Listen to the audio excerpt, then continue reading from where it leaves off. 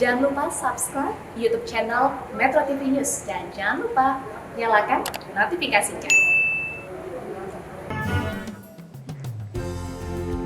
Pemirsa, Anda masih menyaksikan live event Malam Natal. Lonjakan kasus COVID-19 akibat varian Omikron membuat sejumlah negara membuat kebijakan tersendiri saat Natal 2021 untuk mengantisipasi penyebaran COVID-19.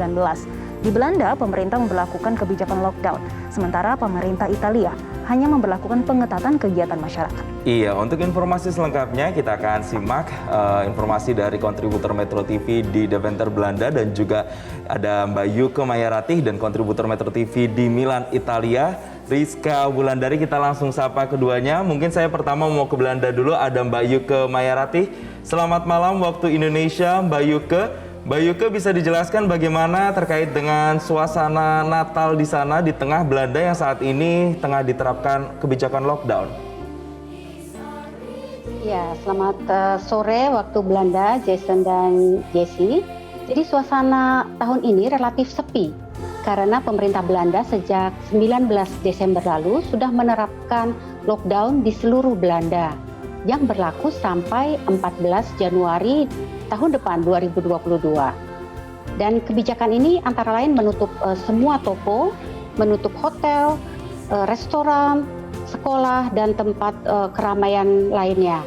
Jadi memang kegiatan-kegiatan live di teater misalnya yang diadakan menjelang Natal itu sama sekali tidak boleh dilakukan. Jadi memang sangat sepi ya, tidak seperti biasanya, kecuali supermarket dan apotek yang bisa beroperasi selama lockdown ini. Nah, untuk perayaan ibadah Natal, pemerintah tidak mengeluarkan kebijakan secara spesifik, boleh atau tidak boleh dirayakan Natal di gereja. Nah, kebijakan ini diserahkan sepenuhnya kepada pengurus gereja setempat untuk melakukan ibadah sesuai dengan kebijakan masing-masing. Jadi ada yang mengadakan secara online, pada saat itu juga langsung diputuskan bahwa Natal diadakan secara online, dan ada juga yang tetap menyelenggarakan ibadah Natal tapi dengan prokes yang ketat. Misalnya tempat duduk yang diatur jaraknya 1,5 meter dan juga wajib masker. Dan juga sebelum masuk dicek QR code dan juga harus pakai disinfektan cuci tangan ya. Begitu Jason dan Jessie. Baik, terima kasih Mbak Yuke Mayarati. Langsung dari Belanda nih laporannya tadi terkait dengan bagaimana lockdown di Belanda. Kita selanjutnya beralih ke Milan, Italia, ada Mbak Rizka Wulandari. Wah, namanya sama nih kayak saya, Wulandari. Nah, Mbak Rizka, mungkin bisa disampaikan bagaimana pengetatan selama Natal tahun 2021 di Milan, Italia?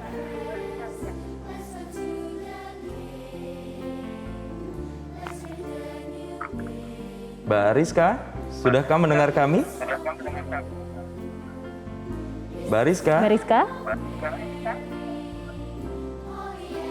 Mbak Rizka Wulandari, bagaimana terkait dengan pengetatan kesehatan, protokol kesehatan di sana, di suasana Natal di Italia? Sepertinya tidak terdengar nih baik, ya. kami mengalami kendala komunikasi. Nanti kami akan coba lagi hubungi Mbak Rizka Wulandari yang ada di Milan, Italia. Tapi sebelumnya kami mengucapkan terima kasih Mbak Yuke Mayarati dari Deventer, Belanda sudah melaporkan situasi Natal yang ada di Belanda. Terima kasih. Kita kembali lagi ke Pak Pendeta. Pak Pendeta, dari laporan tadi, misalnya dari Mbak Yuke bilang orang di sana harus lockdown, banyak yang gereja tidak buka, harus ibadah sendiri, toko-toko juga pada tutup. Apakah situasi ini membuat Indonesia belajar untuk lebih bersyukur lagi? Karena kalau kita lihat Indonesia, kita sekarang sudah bisa loh untuk bisa ibadah langsung. Banyak juga orang-orangnya sudah bisa ke tempat-tempat pusat perbelanjaan umum. Atau seperti apa kita memaknainya, Pak Pendeta? Ya, memang justru itu yang membuat kita sadar ada situasi yang memang berbeda-beda ya di berbagai negara gitu. Dan jangan kita pernah lupakan, kita patut mensyukuri musim yang cukup panas ya sepanjang tahun di sini. Memang hujan bisa bertubi-tubi turun ke negeri kita ini. Tapi kalau di Eropa, seperti yang pernah saya alami ketika studi di sana, ketika musim dingin, wah itu memang berat. Ya, untuk mereka yang flu, apalagi di masa-masa pandemi ini, wah COVID dengan berbagai variannya itu ketika menggempur itu, wah itu akan bisa melumpuhkan banyak hal ya. Jadi wajar saja bahwa di sana diberlakukan semacam pengetatan aturannya sehingga gereja-gereja pun jadi dikondisikan untuk beribadah secara daring seperti itu.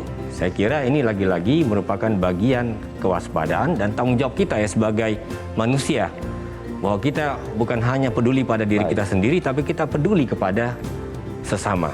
Dan ini yang betul-betul perlu kita perhitungkan supaya meskipun kita kelihatannya sudah lebih lega ya, tapi itu bukan berarti sudah selesai tanggung jawab kita.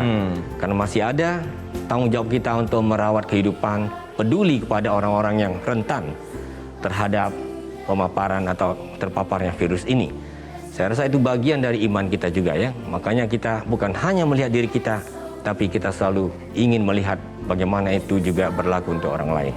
Baik, itu sebuah pesan yang powerful sekali ya. Walaupun kita kondisinya mungkin bisa dikatakan lebih baik, tapi bukan berarti kita tidak boleh waspada. Kita justru harus meningkatkan kewaspadaan karena mengingat situasi yang mungkin masih belum menentu juga ke depannya. Kita akan kembali lagi, Pak Pendeta dan juga pemirsa, untuk melihat situasi di Milan, Italia. Kami akan coba sambungkan lagi kepada Mbak Rizka. Halo Mbak Rizka, selamat malam waktu Indonesia. Halo Jason. Mohon maaf. Oke, Mbak Rizka, bagaimana nih Mbak Rizka, bisa diceritakan nggak, di Italia kan saat ini menerapkan pengetatan. Nah, di sana apakah suasana Natalnya juga berpengaruh signifikan atau seperti apa nih jalannya ibadah Natal di sana?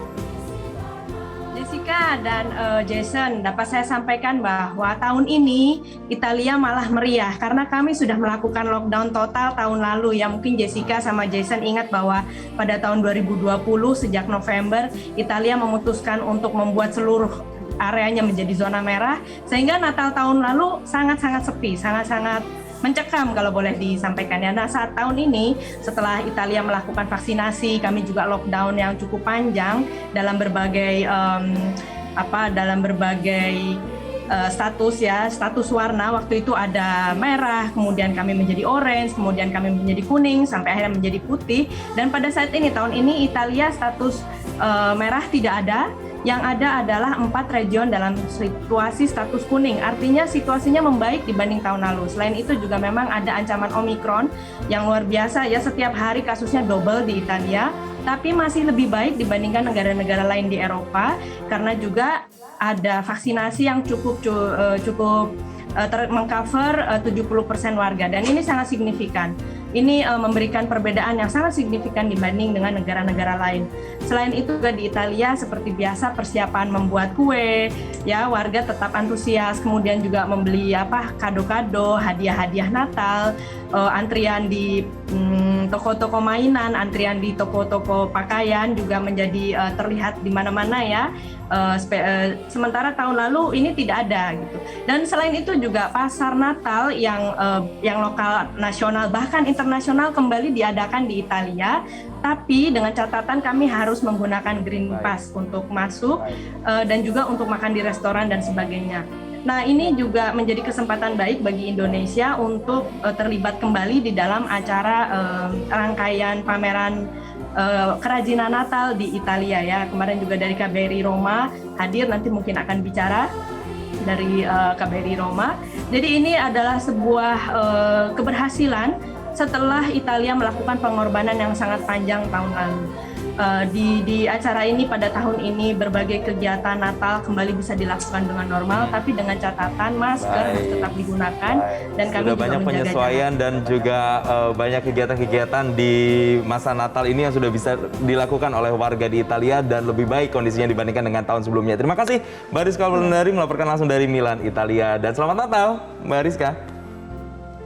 Ya Jason, tadi kita melihat ada harapan dan Pak Pendeta juga menekankan berkali-kali ada harapan. Tadi kita lihat ada perkembangan di Italia misalnya yang tahun lalu tidak semeriah tahun ini. Pak Pendeta mungkin bisa disampaikan sebetulnya apa sih pesan Natal di tahun 2021 ini Pak? Ya, tentu bagi berbagai kalangan itu berbeda-beda ya. Dan kalau PGI dan KWI ya, itu mewakili ya sebagian besar umat Kristiani di Indonesia, merumuskan itu sebagai cinta kasih Kristus yang menggerakkan persaudaraan. Tentu itu dengan sebuah kepekaan terhadap situasi yang masih berkembang. Kita saling membutuhkan. Masih banyak terjadi, tadi kita lihat ada letusan Gunung Semeru yang mengakibatkan berbagai korban. Banyak bencana Pak Dan Pendeta, kita ya? jangan lupa tidak semua terliput Ada bagian-bagian pelosok Indonesia ini. Saya sendiri sebagai bagian dari Lembaga Alkitab Indonesia itu travel sampai ke pelosok-pelosok. Kita tahu Indonesia sangat beragam dan situasinya memang sangat beragam. Tapi kita diingatkan bagaimanapun juga kita boleh beda iman, beda persepsi dan lain-lain. Tapi kita adalah bagian dari persaudaraan sebagai satu bangsa itu. Sehingga ini merupakan satu pesan yang kuat bagi kita supaya kita jangan pernah lupakan tali persaudaraan yang memang sudah dibangun dengan susah payah, berakar dalam sejarah dan juga berakar di dalam iman kita. Karena iman Kristiani itu tidak dicirikan dengan eksklusivisme. Misalnya cinta kasih itu tunjukkan hanya untuk sesama yang beriman, tidak, justru Untuk semua berarti ya, Pak panggilannya ya. sama seperti panggilan Kristus yang menunjukkan cinta kasih bagi dunia. Baik, artinya Natal tahun ini tidak hanya khusus untuk umat Kristiani, tapi untuk seluruh Untuk umat semua. di Indonesia dan dunia, Ya. tanpa memandang agama, ras, dan berbagai latar belakang. Seperti Terima kata kasih. Yesus Yes. bahwa ketika Bapa di sorga menurunkan hujan, dia nggak pilih-pilih. Baik, semuanya sama ya. Semua sama. Baik, terima kasih Pak Pendeta Anwar Chen. Semoga dengan adanya pembahasan dan pesan Natal ini benar-benar bisa memaknai Natal di tahun 2021 dan kita berharap tahun depan akan jauh lebih baik. Sekali lagi, terima kasih Pak Pendeta sudah bergabung bersama kami. Untuk kedua di jazz ya, kedua jazz di Dua sini. jazz. Terima kasih Pak Pendeta. Terima Sampai kasih, ketemu Pak lagi dan Pendeta. selamat Natal Natal. buat kita semuanya. Selamat Natal. Dan pemirsa, kami masih akan kembali dan dengan sejumlah informasi terkait dengan seperti apa persiapan Natal di Basilika San Pietro, Vatikan.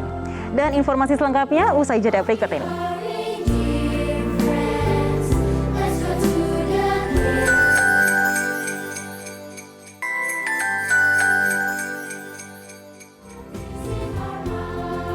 Pemirsa, Anda masih menyaksikan live event Malam Natal dan kini kami akan mengajak Anda untuk melihat persiapan Natal di Basilika San Pietro, Vatikan bersama dengan Romo Markus. Iya, langsung kita sapa. Selamat malam waktu Indonesia, Romo Markus. Romo Markus, bisa dijelaskan bagaimana persiapan terkait dengan misa Natal yang nanti akan diselenggarakan di Basilika San Pietro di sana? Selamat malam dari Vatikan ke Jakarta, Mas Jason dan Mbak Jessica. Jadi suasana Vatikan saat ini sangat teduh, damai dan tenang. Hal ini tentu saja didukung oleh kehadiran sebuah kandang Natal besar dari negara Peru yang sudah diletakkan di atas lapangan Santo Petrus sejak 2 minggu yang lalu. Didukung juga oleh sebuah pameran kandang Natal internasional berjumlah 126 di lapangan Santo Petrus juga dengan alunan musik yang sangat indah sehingga membuat suasana sangat indah, teduh dan damai saat ini. Kelihatan sekali di belakang saya umat sudah berdatangan untuk bisa masuk ke dalam Basilika untuk perayaan malam ini. Padahal perayaannya sendiri baru akan terjadi pada jam 7.30 malam waktu Vatikan, sekitar 3 jam lagi.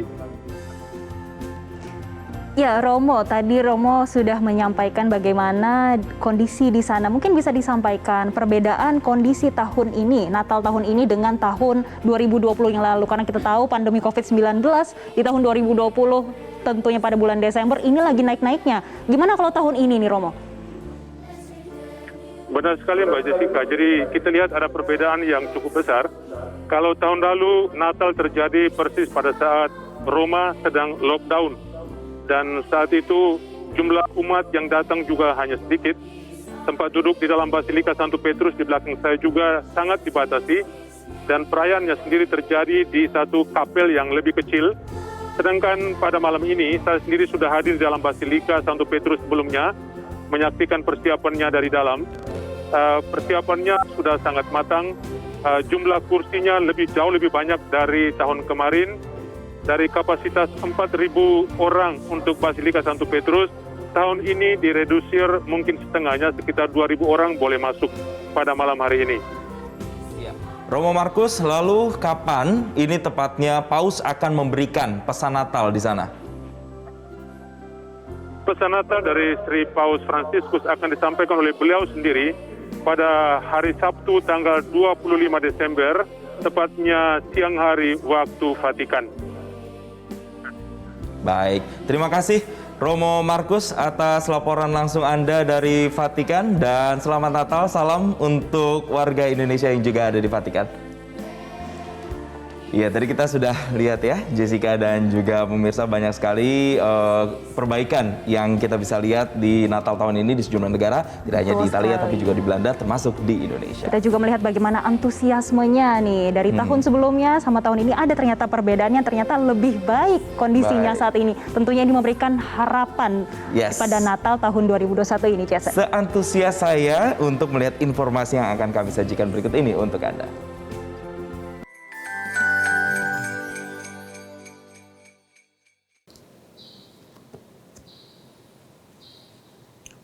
Saudari, saudaraku yang terkasih, umat Kristiani yang berbahagia. Pertama-tama saya ingin mengucapkan selamat Hari Raya Natal kepada Anda semua, kepada keluarga-keluarga dan komunitas Anda.